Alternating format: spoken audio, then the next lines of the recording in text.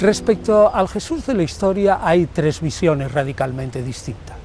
Una, normalmente la de los cristianos y creyentes, también algunos musulmanes, que lo consideran como un superhéroe y para algunos es totalmente divino, el salvador de la humanidad. La segunda gran corriente, la que niega la existencia histórica de Jesús, es la que piensa que Jesús es un puro mito literario, es un invento, es una creación de sus discípulos. Los seguidores tomaron retazos de la vida de Krishna, de Buda, de Confucio, de Osiris, de cualquier otro, de alguna divinidad solar. La divinidad que muere y resucita es probablemente la más popular, la que más éxito tiene en el mundo egipcio antiguo. El esquema general no es desconocido, hay otras divinidades orientales que tienen este mismo esquema. Se da el simbolismo de un dios solar, de un dios redentor, de un dios que además tiene que nacer en una fecha solsticial propicia para que se renueve la naturaleza, porque está muy relacionado con los cultos agrícolas y con otros aspectos, porque el 25 de diciembre es cuando nacen todos los dioses solares. Es cuando nace Osiris, cuando nace Mitra, cuando nace Atis, cuando nace Dionisio. La tercera corriente que afecta al personaje Jesús comienza no muy pronto, aproximadamente hacia 1768, y a partir de ahí más o menos 300-350 investigadores se han dedicado a estudiar a fondo los evangelios y cualquier otro documento de la antigüedad para intentar reconstruir cuáles fueron los rasgos de verdad de ese personaje que tanto ha influido en toda la historia y sobre todo en el mundo occidental. Podemos ciertamente fiarnos de los evangelios en cuanto que no escriben una ficción literaria. Saben que Jesús vivió y murió en un tiempo y lugares exactos. Estamos muy preocupados por saber por qué fue un maestro carismático y un personaje real que no es como alguno de los dioses griegos perdidos en la antigüedad. Por otro lado, tenemos dificultad en fiarnos si lo que registraban los evangelios es fiable de lo que entonces podía recogerse. Tenemos dificultad en fiarnos de lo que se recogía en los escritos en aquella época. Y los historiadores trabajamos con lo que llamamos criterios de historicidad, para extraer de los evangelios retazos de historia. El Mesías en tiempo de Jesús era muy variado. Había desde judíos que creían en la existencia de dos Mesías, un Mesías guerrero, político, que habría de instaurar el reino de Israel de nuevo, el reino de David, y un Mesías sacerdotal, un sumo sacerdote que enseñaría al pueblo renovado la ley. Pero eso es patrimonio de unos pocos. En líneas generales, la gente pensaba que el Mesías sería el que instauraría el reino real de Dios y de Israel en la tierra. Tenemos la idea de tener un currículum vital del Mesías, para el Mesías. Según fuentes judías, había diferentes visiones de lo que sería un Mesías. El Mesías real, hijo de David, el profético, el sacerdotal. Lo vemos en diferentes interpretaciones, hoy día muy precisas, que nos proporcionan los documentos de Qumran y los papiros del Mar Muerto. Hay muchas interpretaciones del mesianismo. Jesús se veía a sí mismo más profético. La Iglesia reclama que sea hijo de David. El Mesías es un hombre seleccionado por Dios creador, tan humano como cualquier otro, pero ungido en el sentido de que tiene una tarea de orden sobrenatural que es realizar las promesas del Dios yávico y al mismo tiempo realizar las esperanzas cuyo resumen y expresión máxima es la instauración en Jerusalén de un reino terrestre y celeste a la vez. Estos conceptos en el pensamiento hebreo eran prácticamente indisociables para crear precisamente la realidad de las promesas. La comunidad judía a lo largo de la historia ha ignorado prácticamente a Jesús. Pero ya a finales del siglo XIX, sobre todo con la obra de Joseph Klausner, cayó en la cuenta que Jesús es una de las perlas de la historia del siglo I del judaísmo y que las parábolas de Jesús son quizás una de las más bellas piezas de la literatura judía. Su vida entera está ligada a la tradición milenaria del pueblo de Israel.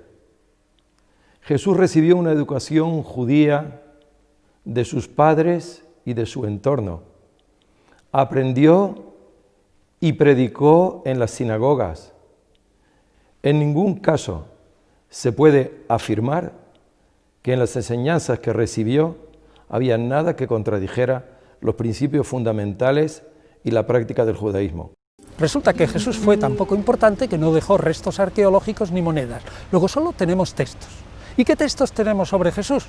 Pues fundamentalmente de sus seguidores. Ahora bien, todos los textos de los seguidores son naturalmente parciales. Se hacía necesaria la creación de unos escritos que fijaran las ideas sobre todo lo que había ocurrido. Entonces aparecieron cantidad de evangelios, pero del orden de 50 o 60, una barbaridad. Hay que elegir entre ellos cuáles tienen visos de acercarse más al Jesús histórico. Bueno, pues resulta que los más antiguos son justamente aquellos que la Iglesia defiende como sagrados: Mateo, Marcos, Lucas y Juan. Ahora bien, tenemos que aceptar que al ser escritos partidarios tenemos que leerlo con una lupa crítica. No basta lo que dicen, hay que confrontarlos entre ellos. El instrumento es la comparación, ver en qué se contradicen, ver qué dicen en contra de aquello que defienden teológicamente sobre el personaje. Las noticias históricas que tenemos sobre Jesús, históricas, son brevísimas, son escasísimas. Prácticamente se reducen a algunas cartas de Pablo, a una escueta o dos noticias del historiador judío Flavio Josefo, y luego a unos textos brevísimos de Plinio el Joven, Tácito y Suetonio. Y esto es todo. Jesús era uno de los nuestros. Jesús era un fariseo. Esta es la primera noticia histórica. Jesús fue crucificado. Jesús era un judío crucificado. La otra noticia está en Tácito, que dice que el que le crucificó fue el prefecto Poncio Pilato. Entonces, mi teoría del Galileo armado es deducciones, simples deducciones lógico-históricas de estas premisas. El dominio de la dinastía macabea sobre Israel fue el único periodo en el que los judíos pudieron disfrutar de un autogobierno obtenido gracias a la lucha que mantuvieron contra los griegos. Cuando más o menos un siglo después la dinastía macabea se desvaneció ante el poder romano, quedó en el imaginario judío como la época dorada de Israel. Los rebeldes, los descontentos con la dominación romana se espejeaban en los macabeos y pensaban que el que vendría a salvar a Israel en un futuro inmediato, de un modo u otro, se parecería a los macabeos. Sí, en efecto, la vida de Jesús fue muy conflictiva.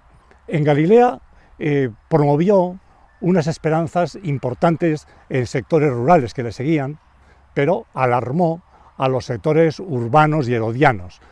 Después, en Jerusalén, sus grandes rivales fueron sobre todo la aristocracia sacerdotal. Y es que lo que Jesús decía en torno al templo les inquietaba, porque afectaba a sus intereses materiales. El hecho milagroso, profetizado por Joel, por Isaías, por Zacarías, por todos los grandes profetas, especialmente los del último periodo, sería la consumación de la derrota de los paganos y la instauración de un reino, no solamente en hebreo judío, sino universal en Jerusalén. Eso naturalmente fue una fantástica utopía que encontró la realidad de las armas en el sentido de que una legión, probablemente de 400, 500 personas, o en fin, soldados, quiero decir, aplastó a una insurrección que ya estaba en marcha y de la cual uno de sus líderes, no sabemos si el único, si más, las fuentes no dan para más, era Jesús de Nazaret. Jesús de Nazaret y los suyos fueron pescados con las armas en la mano. No olvidemos que esa resistencia contra el Imperio Romano solo terminó en el año 135, con la muerte de los últimos resistentes. Es decir, estamos asistiendo a una batalla de cerca de un siglo y medio. ¿Era Jesús el Mesías de Israel? Es absurdo pensar que un ciudadano de tan baja extracción como Jesús se proclamara Mesías de Israel, cuando era claro por las profecías que el Mesías debía ser de casa o sacerdotal o real. Jesús no era ni de casta sacerdotal ni hijo de reyes, por tanto no tiene sentido que se proclamara Mesías. En los evangelios encontramos dichos y actitudes de Jesús que parecen no condenar o hacer la vista gorda ante la violencia, pero no podemos negar que esto convive con otras declaraciones en las que claramente Jesús se pronuncia en contra de cualquier tipo de violencia. El problema probablemente radica en distinguir qué palabras son auténticas de Jesús y cuáles pertenecen a los evangelistas y no son propias del Nazareno. Creo que el indicio más claro es que en las dos fuentes sinópticas más antiguas, el evangelista Marcos y la fuente de los dichos Q, no aparece ninguna condena explícita a la violencia. Así que probablemente es obra de los evangelistas que tratan de edulcorar unas actitudes de Jesús que no serían bien recibidas dentro de un público perteneciente al Imperio Romano y al que iba destinado el mensaje de los evangelios. El siglo I es de los más documentados de la antigüedad y sabemos perfectamente que en esta época la crucifixión era lo que llamaban mors aggravata, una muerte agravada, como eran la cruz, la hoguera y las fieras en el circo, que se aplicaba únicamente por delitos de sedición y muy pocos otros. Por tanto, si el gobernador de Judea crucificó a Jesús, es que Jesús era un sedicioso. Esto no tiene vuelta de hoja. Históricamente, lo que nos consta es que Jesús fue crucificado por sedicioso. En señal de mofa, los romanos que le ejecutaron, al colgarle en la cruz, pusieron INRI. Muchos no saben lo que significa. Quiere decir Yeshua de Nazaret, rey de Israel. Como esto no interesaba a las comunidades cristianas que trabajaban en el medio imperial o en el medio greco-romano, inventaron la especie, inventaron la falsedad de que eran los judíos los que habían condenado a Jesús y Poncio Pilato era un mero ejecutor. Pero esto consta únicamente en documentos que hemos calificado como no históricos, los evangelios. Esto es una leyenda. A Jesús lo mataron los romanos, como le consta a todos los historiadores y a toda persona de buena fe que quiera leer los evangelios. La minoría que siguió a Jesús, primero la minoría que le conoció, era realmente una minoría. Pero de esa minoría, los que le siguieron quedaron como parte del pueblo judío. Pensaban distinto, pero no eran menos judíos por eso. Los primeros seguidores de Jesús fundamentan su idea del mesianismo, del maestro, en ideas judías, pero añadiéndole un tema absolutamente importante. Ese Mesías es sufriente, es el siervo de Dios que ha sufrido por una misteriosa voluntad divina y además ha resucitado. No la resurrección general, la de los justos, la que va a venir inmediatamente antes del reino, sino una resurrección especial. La resurrección de Jesús es el dogma fundamental de los cristianos.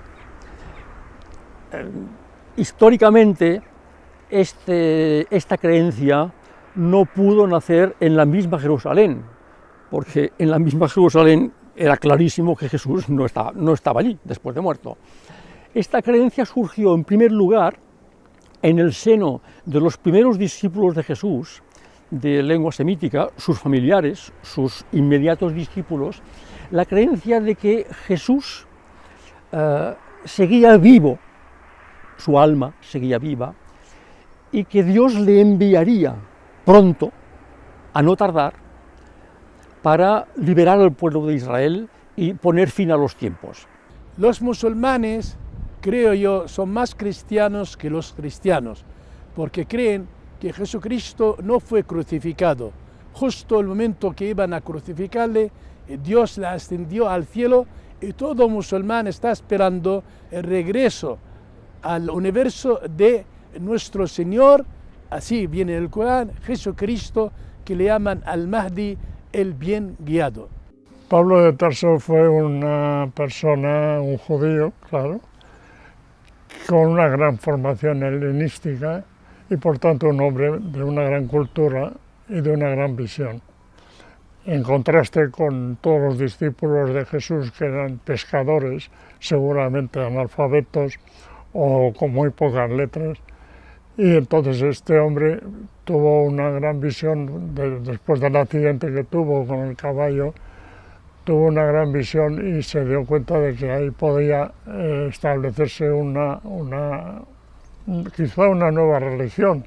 Ese personaje se creyó que había recibido una revelación celeste y que le había comunicado cómo era en verdad Jesús, y que él era el que tenía que predicar a todos aquellos que quisieran salvarse cómo era Jesús y cómo había que apropiarse lo que Jesús había conseguido delante de Dios en beneficio de la humanidad. Sí, algunos han solido decir que el fundador del cristianismo fue Pablo de Tarso. A mí me parece que es insostenible. El cristianismo se remonta a Jesús, a su persona y a su obra. Es verdad que Pablo fue decisivo, porque lo que había comenzado en un rincón rural del imperio, él es capaz de introducirlo en los grandes centros urbanos. Esto fue, sin duda, una hazaña. Pablo transforma radicalmente el mensaje de Jesús, lo repiensa, lo reinterpreta de nuevo. Es el producto de una revelación de un hombre que no es palestino, que es un individuo del imperio y que cae profundamente en la cuenta que ha llegado el final de los tiempos, que ha venido el Mesías, pero que ese Mesías no puede ser solo para los judíos, ha de ser un redentor universal. Y es evidente que, por lo que leemos en los escritos de Pablo, que Pablo transformó el simple mensaje de un Mesías judío, de un Mesías nacional, lo transformó en un Dios salvador de tipo helenístico. El creyente, uniéndose a este Salvador, se salvaba. El concepto de un Dios que desciende a la tierra, que sufre, que muere y que resucita, existe en el Mediterráneo de alguna manera desde el siglo VI a.C., pero de un modo un tanto confuso, pero existe. Y el modo, digamos, intelectual paulino de concebir la figura de Jesús se enmarca justamente dentro de esta concepción de la divinidad. Que las religiones de misterios, los cultos, eran precisamente para revestirse del Dios que muere, sufre y resucita, que es una figura arquetípica de la historia de las religiones que aparece en el 2500 a.C. en el ciclo osírico. Osiris, rey de la inmortalidad, divino, a través de la concepción de Isis, que por cierto era adulterina porque copuló con el hermano de Osiris. Osiris muere, pero resucita. Entonces la Eucaristía nace en Egipto, donde a través del grano, en los campos, la simiente, todo eso era el cuerpo de Osiris. El misterio cristiano no copia directamente de los cultos de misterio, pero se integra perfectamente dentro de esa atmósfera. Es decir, Pablo, que es el que crea propiamente, o el primero que pone los fundamentos para la teología cristiana, no se sienta en una mesa y empieza a copiar y toma un trozo de aquí, de un culto mistérico, otro trozo de allá. No, se mete dentro del espíritu y lo que hace es decir, lo que los cultos o religiones de misterio ofrecen al fiel creyente es exactamente lo mismo que lo que ofrece Jesús, lo mismo, pero mucho mejor, más fácil y encima gratis. Son escritos que los discípulos de estos personajes redactan para sus fieles. O sea, no es que primero venga el Evangelio y después la fe, es al revés. Primero viene la fe y después el Evangelio. El Evangelio refleja la creencia de los cristianos, no refleja lo que ocurrió. Ante el fracaso religioso-político del intento de Jesús de realizar las esperanzas del Mesías y de instaurar el reino, sencillamente derrotados sin esfuerzo ninguno por la policía de Jerusalén y además una legión romana, el hecho de este fracaso total, que le costó la vida por sedicioso a Jesús de Nazaret, después de un proceso relatado de una manera pues absolutamente adulterada, interpolada, etcétera, etcétera, para hacer creer a los lectores que Jesús no había tenido nunca nada que ver con la sublevación contra Roma, entonces este fracaso, la comunidad cristiana, no sabemos por qué mecanismos psicológicos y personales, no aceptó el hecho. Jesús no fundó una iglesia. Jesús lo que constituyó fue un grupo de 12 que fuera el símbolo del Israel que tenía que estar restaurado, a saber, que iba a ser el Israel del final de los tiempos. Creo que Jesús era un profeta convencido del fin inminente del mundo y la llegada del juicio final. Y lo que él pretendía era el arrepentimiento del pueblo judío para que el juicio no les pillase desprevenidos. Si el mensaje era este, creo que resulta incoherente pensar que Jesús pretendiese crear una institución jerarquizada destinada a transmitir su mensaje a través de los años o los siglos. Es imposible en principio.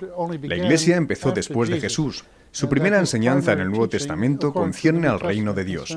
No tenía la Iglesia en mente. Él no tenía esto en mente. En ese sentido, podemos decir que estaba predicando el reino de Dios, y cuando desapareció de la escena, en la cruz, y después de la resurrección, había una nueva comunidad llamada Iglesia. Ja, es ist so, es gibt dieses Wort Jesu an Petrus, du bist Petrus. Ciertamente existen esas palabras de Jesús a Pedro: tú eres Pedro y sobre esta piedra edificaré mi iglesia, que se hallan solo en el Evangelio de Mateo. Y también unas frases parecidas dirigidas a Pedro en el Evangelio de Juan, en el capítulo 21. A pesar de ello, yo no diría que Jesús quiso fundar una iglesia.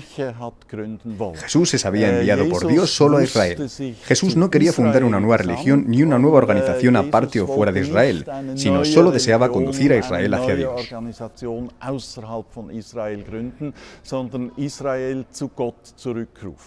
Pablo no fundó una nueva religión, pero Pablo contribuyó a que esta religión se difundiera como nueva por los 4 rincones del imperio y más allá, hasta hoy, porque vivimos de hecho de un cristianismo paulino. Veo mucha continuidad entre Pablo y Jesús. Más que ver a Pablo como inventor del cristianismo o volviendo a empezar, lo veo como que Pablo continúa y expande lo que Jesús hizo. Recibió la tradición y la expandió en un contexto diferente. El ministerio de Jesús fue en Palestina. El de Pablo lo extendió más y tomó el mensaje de Jesús como tarea misionera y lo adaptó a aquellos contextos especiales. Ahora, en torno a Jesús, muy pronto se reunió un grupo de discípulos que tenían sus propias características, porque el judaísmo del siglo I era muy plural. Y después de los acontecimientos pascuales, aquel grupo continuó y adquirió unas características nuevas, sobre todo una mayor vinculación con Jesús, a quien le consideraban el Señor resucitado, y además se abren a los gentiles. Esto provocó una tensión con el judaísmo creciente. Al final acabaron separándose del judaísmo. Si hubiera alguien que tuviera la máquina del tiempo y cayera en una ciudad de Asia Menor a mitad del siglo II, caería en la cuenta de que había unas 8, 9 o 10 tipos de cristianismos distintos. Una vez que el paso de la historia había eliminado prácticamente del campo visual del cristianismo los cristianismos judíos o los cristianismos gnósticos y quedan solo los paulinos, las iglesias paulinas se organizan de una manera espléndida para fortalecerse en su posición en el mundo. Se constituyen en una estructura de poder. ¿Y qué es lo que hacen? Pues primero, controlar las Sagradas Escrituras. La interpretación de las Escrituras la hace solo la Iglesia. Segundo, controlar la tradición.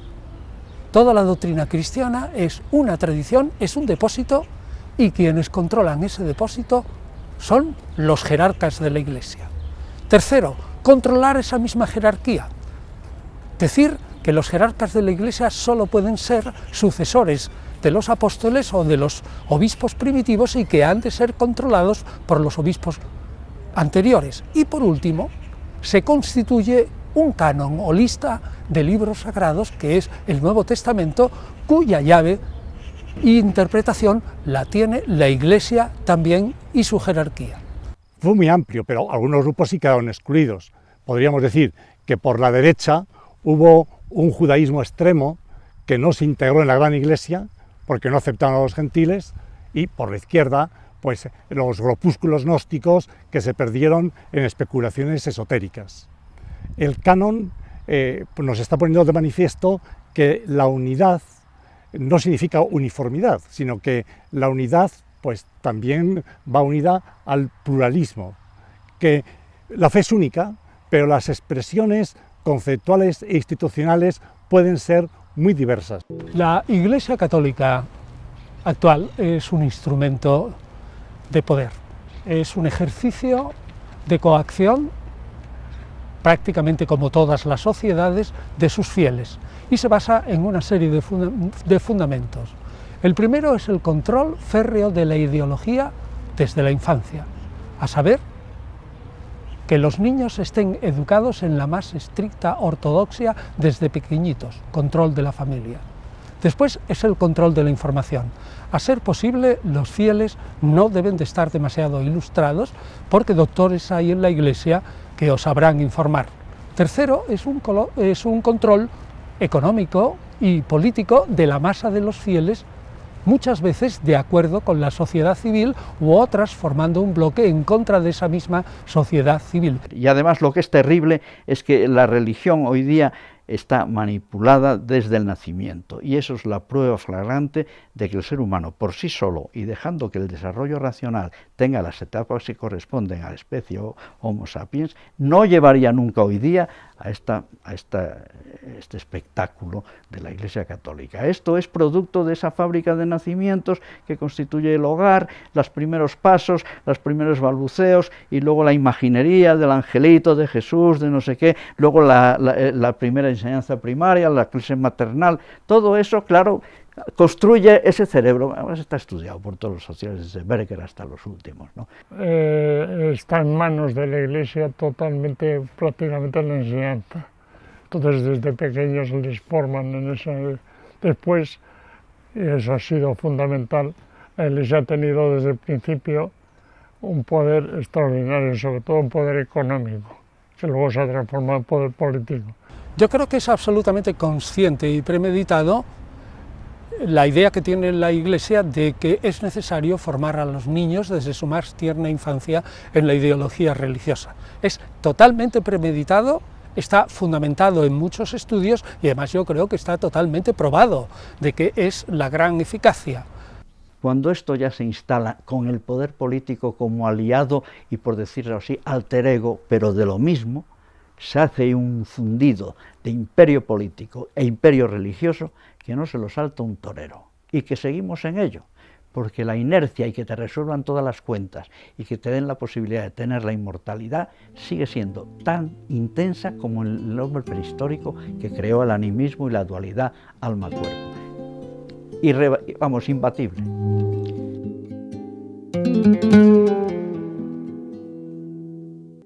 La Iglesia se basa desde el punto de vista de los historiadores en algo que no tiene un fundamento histórico, pero por otra parte tiene un fundamento social y un fundamento de fe, es decir, está totalmente convencido o convencida de que eso que nosotros decimos que no es historia es una realidad sobrenatural que existe por encima de la historia y que es totalmente real.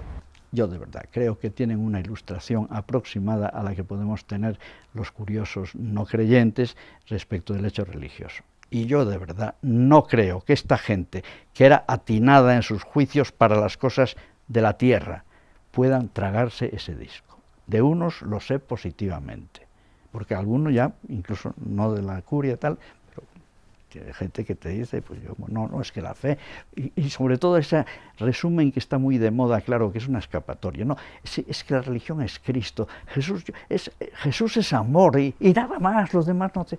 Claro, esto es una cosa de clínica psiquiátrica, de sacadineros. Yo no puedo meterme a hacer un juicio de intenciones y las altas esferas, por ejemplo, digamos, obispos y cardenales creen firmemente en los dogmas de la Iglesia.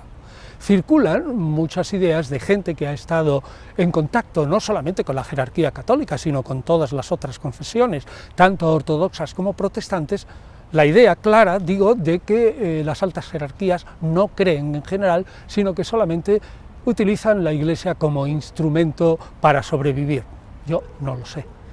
Todas las iglesias actuales, de cualquier tipo de denominación y de confesión, tanto protestantes como católicas, como ortodoxas o como cualquier de otro tipo, tienden a aprovechar, digamos, el fenómeno de la globalización aplicando de una manera consciente o inconsciente las mismas reglas. Es decir, la confesión ha de ser global, ha de estar controlada por los mismos pastores, ha de tener las mismas ideas, ha de tener la caja común y un control férreo de las estructuras. Al fin y al cabo, las iglesias, una vez que prescinden de su apoyo sobrenatural, prescinden y se fundamentan en este mundo, se comportan como cualquier otra sociedad de poder. Decíamos al principio que Jesús predicó el reino de Dios, pero lo que vino fue la Iglesia.